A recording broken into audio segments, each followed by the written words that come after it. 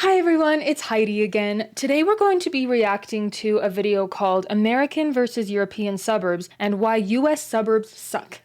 This one's a bit of a hot topic for me because me and my husband are going through some zoning issues when it comes to our property that we own. Really fun stuff. I already have some qualms with the way things are set up when it comes to zoning here in the United States. I'm interested to see what Adam Something has to say about this. If he gets more into zoning, I can go into detail about what's going on with us, but we'll see what he has to say first and I'll share my thoughts and insight on this topic. So if you like the video, make sure to like and subscribe. Make sure to check out Adam Something's channel as well. We appreciate the content. Come see me on Twitch. I'd love to talk about this kind of stuff with you live, and let's do this. This is a typical American suburban street. It's wide, the houses are very far apart and look mostly the same. There is barely anything on the well-manicured lawns, post boxes, a few trees or bushes, and the occasional fire hydrant. It's very pretty. Now compare this to a suburb in Leipzig, Germany. What differences do you notice? First off, there is stuff around you. The streetscape is very diverse and mentally engaging. I was going to say, I'm like, should we answer the question or should we just wait to see what he notices? He asked us a question and then I just sat there. But you can tell that it is a little more, I guess you could say, cramped. There are a lot more trees, which is nice. But then I think that sidewalks are more prominent. I want to see what his thoughts are first. Do you notice? Oops. I'm having us sit through this pause again. First off, there is stuff around you. The streetscape is very diverse and mentally engaging. In comparison, the American suburb looks like a desolate urban wasteland. Ding, ding, ding. Also, Cookie cutter. in the European suburb, the street is narrow, there is a 30 km/h speed limit, and the buildings are close together. Do notice the tram tracks. In this suburb, you can live car-free. If you want to go to the center, you can either take the tram or ride your bike for 20 minutes on dedicated bike lanes.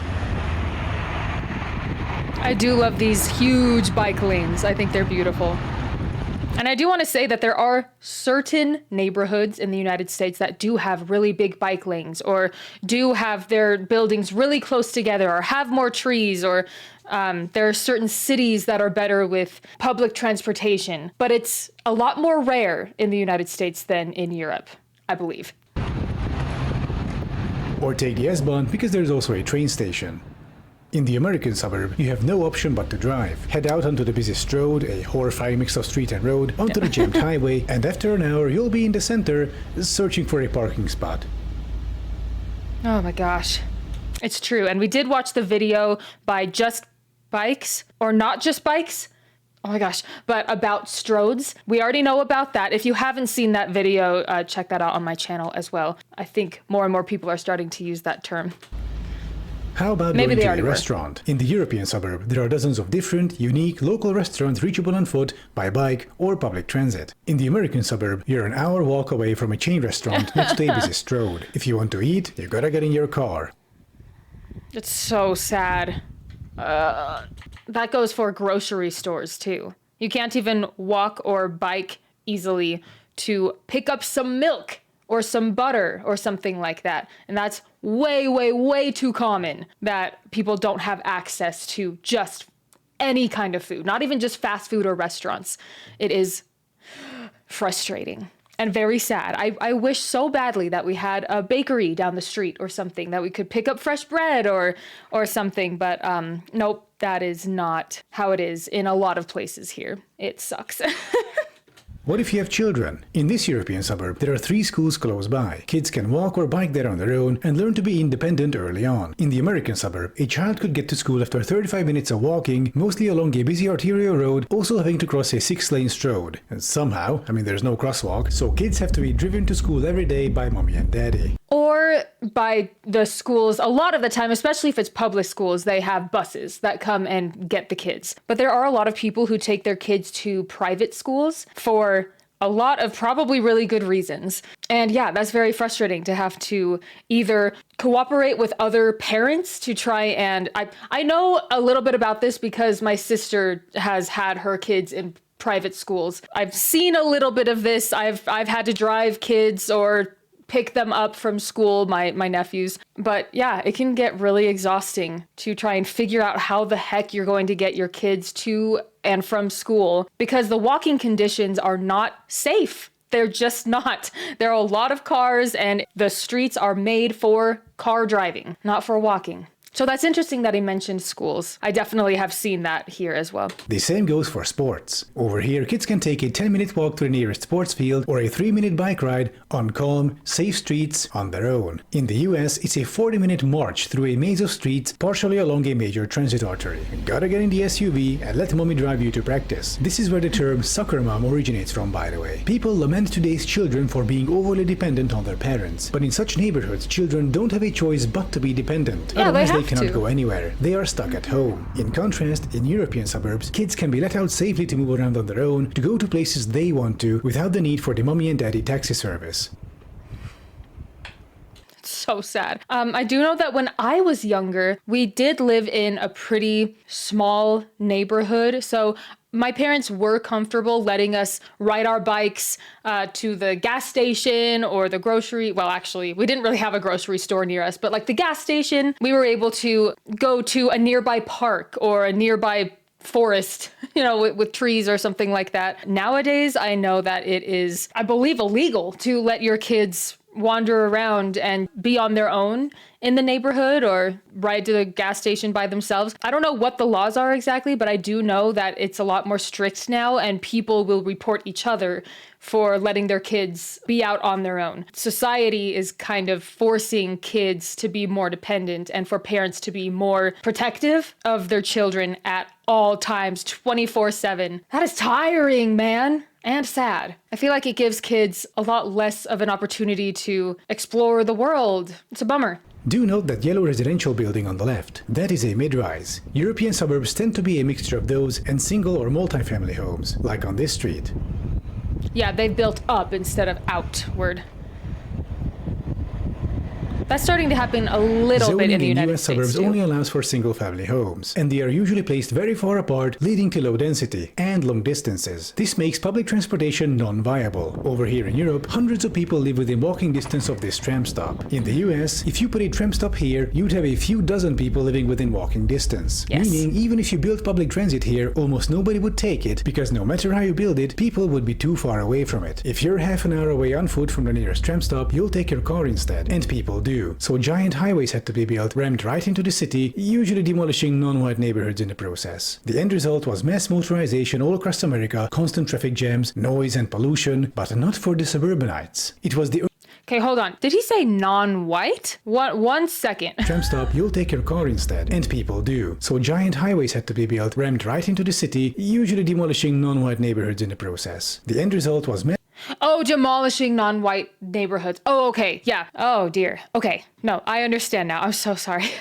I misunderstood that. I understand now. mass motorization all across America, constant traffic jams, noise and pollution, but not for the suburbanites. It was the urban dwellers, particularly those who were poor, who had to live near high-traffic areas in cheap, low-quality housing. The suburbs also became a growth Ponzi scheme, where income from the suburbs couldn't cover future infrastructure overhauls, so the city had to expand and sell new properties constantly to get enough money to maintain what they already have. Not Just Bikes did a great video about this, link in the description. The suburbs and car-centric development were useful political tools in the 1950s to enforce a Christian conservative, white nationalist hierarchy within American society, where white men are on top, women are at home, fully dependent on their husbands, and where all resources are channeled towards the white middle and upper class in the form of billions in state subsidies. And the rest of society, poor people, non-whites, were left to fend for themselves in decaying urban centers, sucked dry financially by the parasitic suburbs around them. Car-centric planning became a weapon of choice for conservatives in order to maintain the unequal status quo. And this phenomenon isn't unique to America. In Europe, as our cities transition away from cars, the opponents of this change are almost always conservatives. While the incumbent Paris mayor campaigned on eliminating 50,000 parking spaces, her conservative opponent, who looks frankly diabolical even by French standards, wanted to halt decongestion measures. In Prague, a city overrun by cars, conservatives keep screaming about the cyclo-fascists ruining the city after a shadow is painted somewhere. Meanwhile, conservative district mayors are busy turning sidewalks into parking lots. In Madrid, the conservative city leadership cancelled the ultra-low emission zones, leading to local protests to bring them back. In Budapest, we have Orbán's far-right conservatives screaming about how there is a witch hunt against drivers by the new center-left mayor and complaining how in inner-city Budapest it's almost faster to walk now than to drive. Even in Germany, Bavarian conservatives are dumping money into highways while letting the rail network fall into disrepair. As a rule of thumb, in every city with decongestion measures, you also find conservatives screaming about the war on cars. The symbol of hierarchy in transportation, where the affluent suburban minority gets to occupy 80% of public space inside cities, compared to the more egalitarian space use of public transit and bicycles.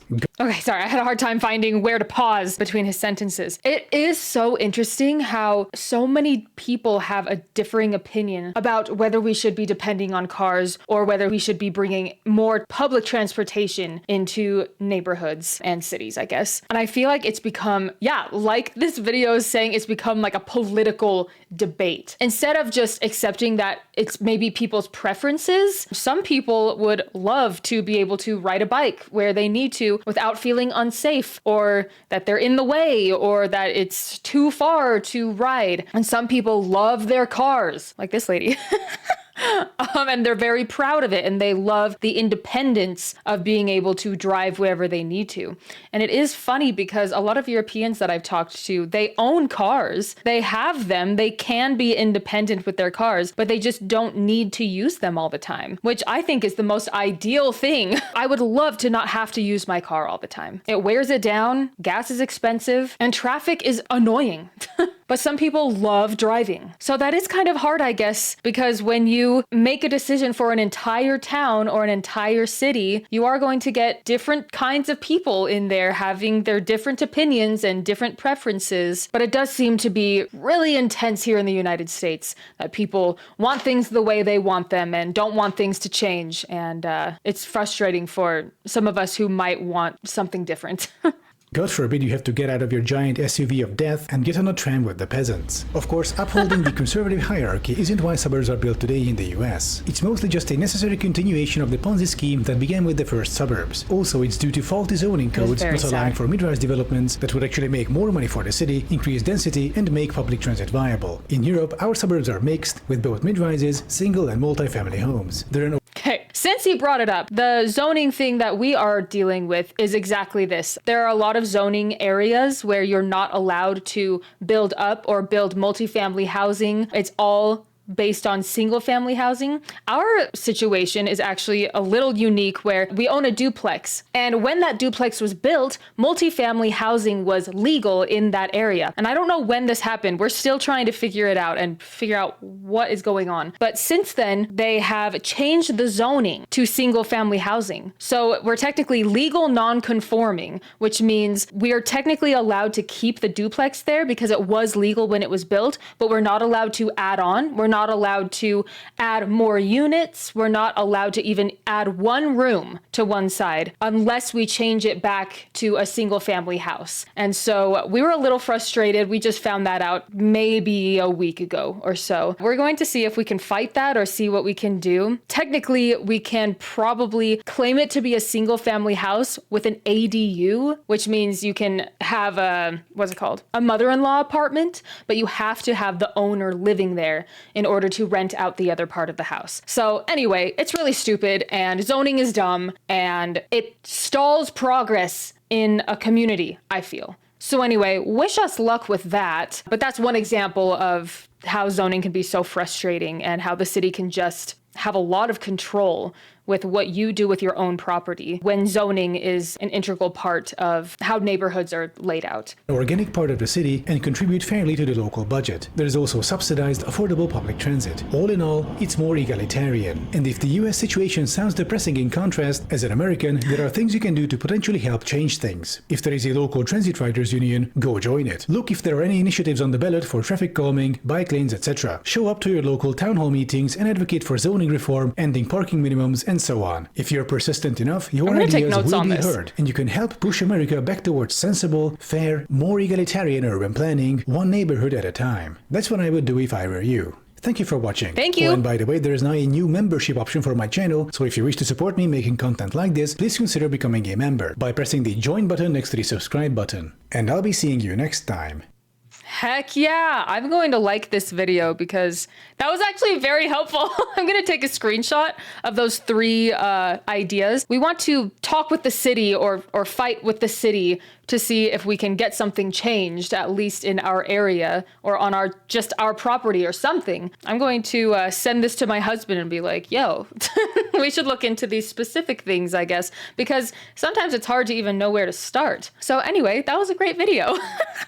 Very relevant to my life at the moment. So thank you, Adam Something. Let me know what you guys think about this video, what I've said. If you've had any frustrating experiences, let me know. I love seeing your guys' comments. Also, let me know if you're more of a wanting to be dependent on cars type of person, or if you're wanting more public transportation options, especially if you live here in the United States. I'm excited to learn more from you, and I will see you in the next video. Thank you so much, guys. Bye!